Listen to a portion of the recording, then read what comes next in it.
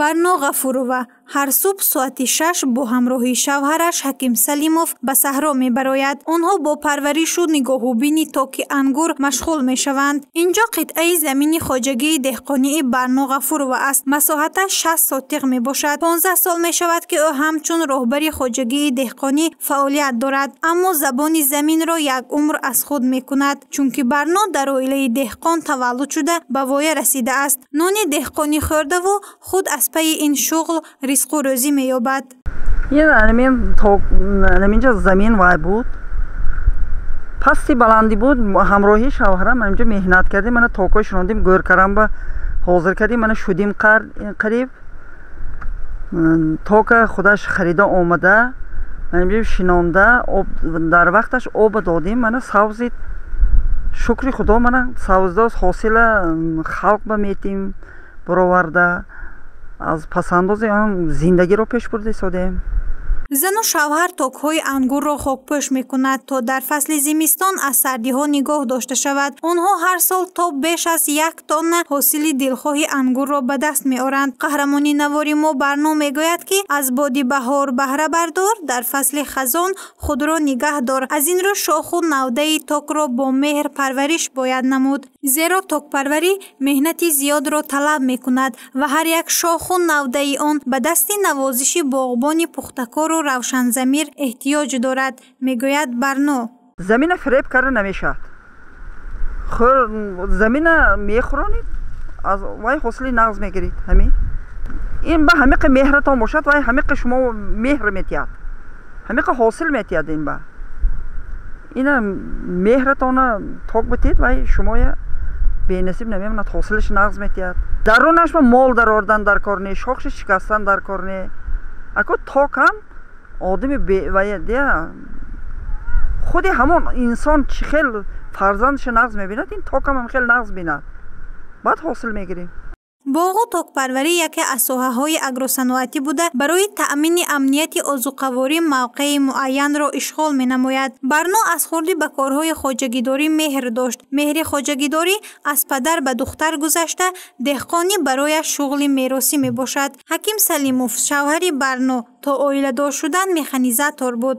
давоми зиндагии якҷоя бо пешниҳоди барно онҳо ба корҳои саҳроӣ бештар саргарм шуда деҳқонӣ мекарданд. бо мурури замон идеяи барноро дар мавриди таъсис додани хоҷагии деҳқонӣ шавҳар хуб қабул кард. акнун дар баробари 3 нафар коргаронаш зану шавҳар ҳам якҷоя меҳнат мекунанд. аз меҳнат кам намешавем, мегӯяд шавҳари барно ҳаким салимов. баръакс хоҷагии деҳқонии оилавӣ моро бештар ба ҳам наздик намуд.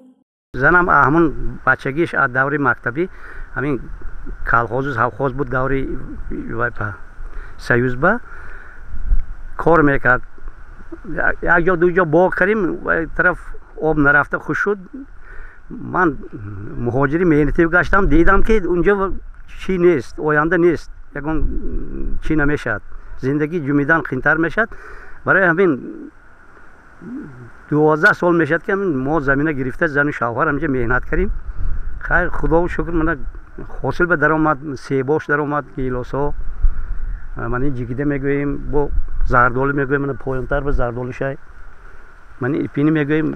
барои зиндагӣ ёрдам, бекор кӯчава гаштана, ҳамин хел замин ба кор каросем, замин мон ба чӣ дод ҳосил дода зиндагимо гузашт. шавҳар ҳамеша барноро дастгирӣ мекунад ва онҳо мушкилиҳои зиндагиро ҳамроҳ паси сар мекунанд. ба гуфти ҳаким салимов, ҳамсараш барно зани меҳнатдӯст аст, зеро маҳз бо ташаббуси ӯ боғи онҳо бунёд шуд. шавҳар мегӯяд ки барно новобаста аз роҳбари хоҷагии деҳқонӣ буданаш ҳамсари меҳрубону модари ғамхори фарзандон ва катбонӯи моҳири хонадон аст. вақте ки ман муҳоҷири меҳнатӣ будам, занам ин токо майда майда буд, ин хел дароз чӣ набуд, майда калитак мегӯем мо, навниҳол буд. занам чӣ кард, кор кард, ҳамина савзонд, чунки падараш ҳамин кор ки машғул шудагӣ буд, аз бачагӣ ҳамин корро медонист. барно зани деҳотӣ аст. ӯ дар деҳаи ғазантараки ноҳияи деваштиҷ ба дунё омадааст. баробари барно даҳҳо нафар занони дигари деҳа дар саҳро меҳнат мекунанд. дар ҳамин ҳол муовини сардори раёсати кишоварзии ноҳияи деваштиҷ абдумалик ҳодиев иттилоъ дод ки дар ноҳия беш аз 2500 адад хоҷагии деҳқонӣ аст ки 6 адади онро занҳо идора мекунад. زنهای دهات در تمام ساحه‌های کشاورزی در سمت انگور پروری، پالس کاری، کارتوشکا پروری، در ساحه سبزیجات کاری گفتم ممکن که قریب که 100% همه کارهای من رفته بازارها من گوشه‌های دهقانان در جماعت‌های شهرک تشکیل شده که هم رفته بینید خودتان شاهد می‌گردید که اونجا اساساً زنها قریب که 100% سبزیجات زنها استحصال میکنند.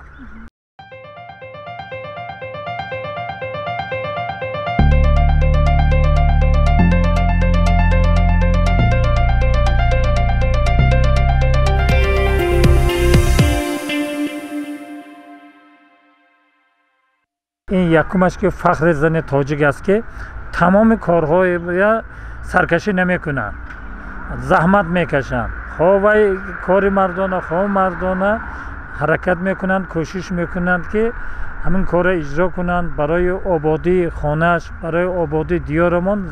البته زحمت خدمت زنها خیلی بزرگ است. زن هست ما هستیم، ما مثبت ارزیابی میکنیم، فخر میکنیم.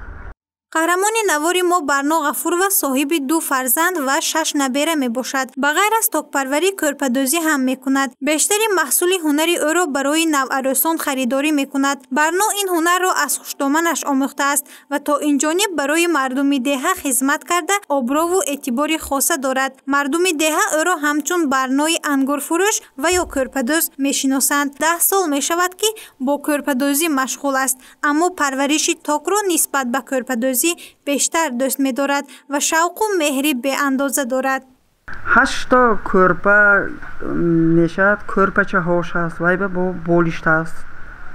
همونای 2 روز با وای کرده بود کردیم ایتیم سایبش با نرخش همین 15 سو میدازم، 20 سو میدازم کورپای کلانه، کورپچه های 15 میدازم. برنا غفور و از زندگیش کسب و کارش پشیمان نیست. او توانست در پیشبردی نه تنها زندگی خود بلکه تأمینات غذایی مردم دهه و ناحیه حصه‌گزار گردد. برای یافتن رزق و روزی با شوهر مهربانش پهلو به پهلو ایستاده مهنت میکند و خود را زنی سربلند میحسابد. شعارش در زندگی از آدمی نشان جز نقش دست او نیست میباشد.